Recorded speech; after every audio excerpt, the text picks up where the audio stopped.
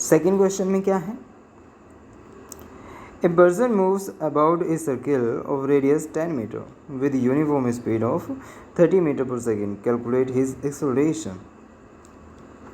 आगे भी कुछ कहा है, as he reaches from A to diametrically opposite end B. आगे भी कहा है इसमें सॉल्यूशन अभी हम नहीं कह सकते कि ये सॉल्यूशन है। हाँ चलिए क्वेश्चन को पूरा करते हैं।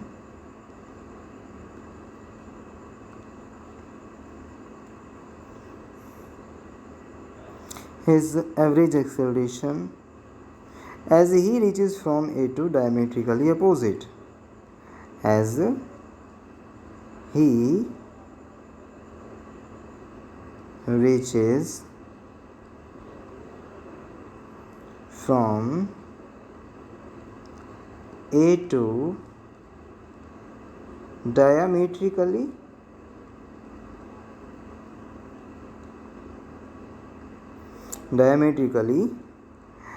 opposite and B।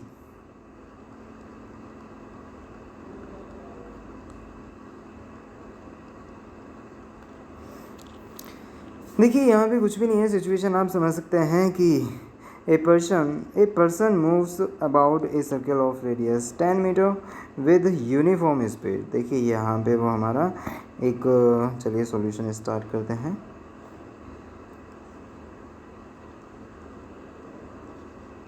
हाँ,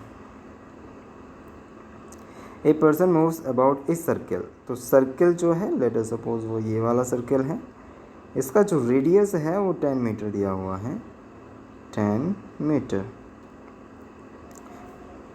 विद यूनिफॉर्म स्पीड, यानी लेट अस सपोज यहाँ पे ए पॉइंट है और इसके अपोजिट डायमेट्रिकली अपोजिट एंड पे बी वेक्टर है, ठीक है, बी पॉइंट है, तो रेडियस तो इसका 10 मीटर हो गया। अब ये जो हमारा पर्सन है वो यहाँ से मूव होना स्टार्ट करता है और फिर यहाँ पे आकर के रुकता है, रुकता नहीं है, हो सकता है कि यहाँ पे इसकी पोजीशन ली गई हो। अब क्या कह रहा है, calculate his acceleration as he reaches from A to diametrically opposite end B.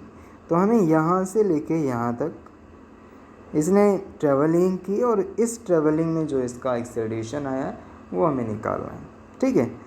और यहाँ पे जो इसकी स्पीड है, speed means magnitude of velocity, speed दी हुई है 30 मीटर पर सेकेंड। ओके, तो यहाँ से आप देख सकते हैं भाई इनिशियल वेलोसिटी की डायरेक्शन इसकी ये थी और फाइनल वेलोसिटी की डायरेक्शन इसकी ये थी। तो जब हमारी डायरेक्शन अपोजिट हो जाती है तो उस केस में आप देख सकते हैं चेंज इन वेलोसिटी, जैसे हमने पिछले वाले क्वेश्चन में किया था, चेंज इन वेलोसिटी जो आता है वो 2 इंटू वी के इक्वल आ जाता है, यानी magnitude of change in velocity अपना ट्वाइस ऑफ द स्पीड हो जाता है। तो यहाँ से देखा 2 इंटू वी की वैल्यू 30 मीटर पर सेकेंड, तो यहाँ से आ गया 60 मीटर पर सेकेंड। तो टोटल चेंज तो इतना आ गया। अब अगर हमें एक्सेलरेशन निकालना है, उसको टाइम कितना लग रहा है, टाइम इसका हमें दिया नहीं है, तो इसका हमें टाइम निकालना होगा। अब देखिए 10 मीटर किसकी टाइम हमें निकालना होगा, तो आप देख सकते हैं कि 10 मीटर इसका डायमीटर है, तो यहाँ से लेके यहाँ तक की जो इसकी टोटल डिस्टेंस कवर्ड आएगी वो हमारी पाई आर के इक्वल आ जाएगी, क्योंकि टोटल जो सर्कमफेरेंस होती है वो 2 पाई आर होती है और half of the circumference pi R होती है। तो आप कह सकते हैं कि distance travelled is equal to pi R. Pi की वैल्यू आपको सभी को पता, पाई ऐसे ही रहने दीजिए, आर की वैल्यू 10 मीटर, तो इसका मतलब यहाँ से 10 पाई आ गया हमारा डिस्टेंस ट्रेवल्ड। ओके, अब यहाँ पे स्पीड तो आपको पता ही है, स्पीड कितना है, स्पीड है 30 मीटर पर सेकेंड।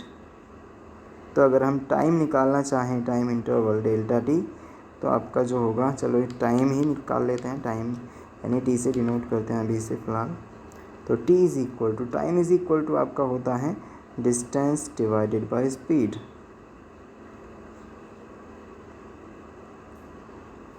तो इसका मतलब डिस्टेंस जो थी वो पाई आर थी, पाई इंटू 10 और अपॉन स्पीड है आपका 30 मीटर पर सेकेंड, तो ये आ जाएगा π/3। ओके, तो जी टाइम जो आ गया है आपका π/3 आ गया है। आपको क्या निकालना है? एक्सेलरेशन। तो एक्सेलरेशन जो है, एक्सेलरेशन निकालने के लिए,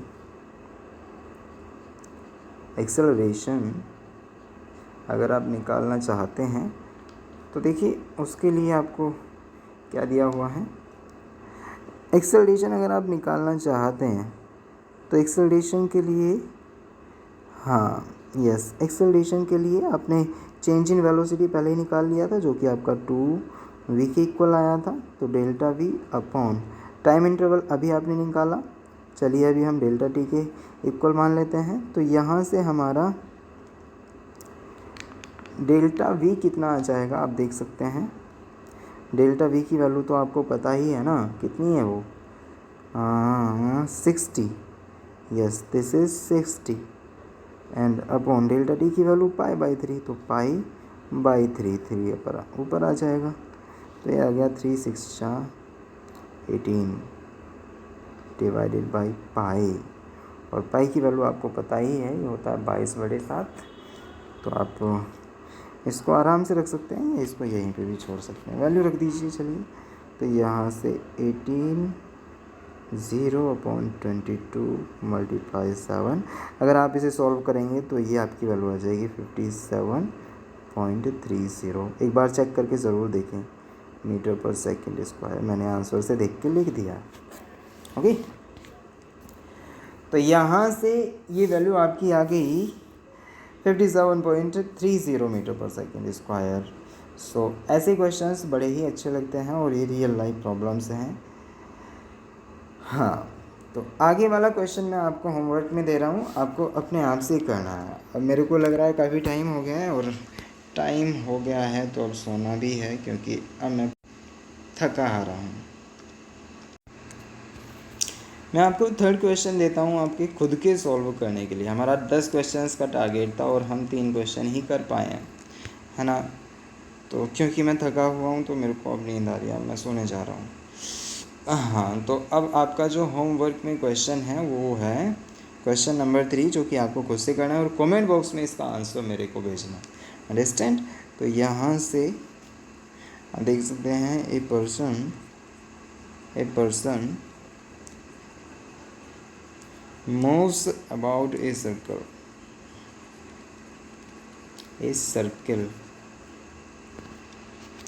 of radius 10 meter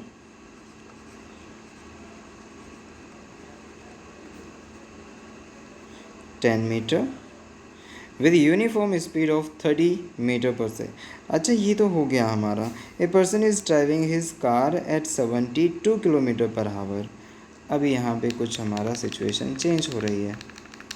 हाँ, a person is driving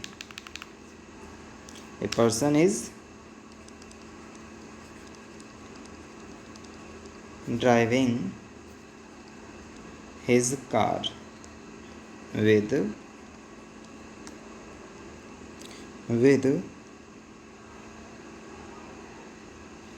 72 kilometre per hour. Okay, और इसमें आगे जो दिया हुआ है वो है, अच्छा इसमें हमें डायरेक्शन भी दी है, ईस्ट वर्ड। ठीक है, इससे आगे ये भी कहा है, he suddenly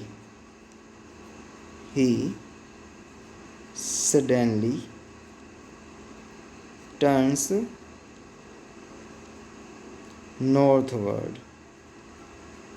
northwards in 0.2 second, time भी दिया है, बट continue to move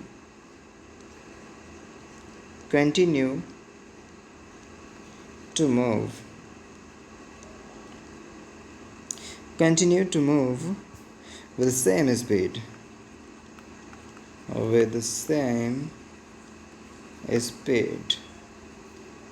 आगे find average acceleration,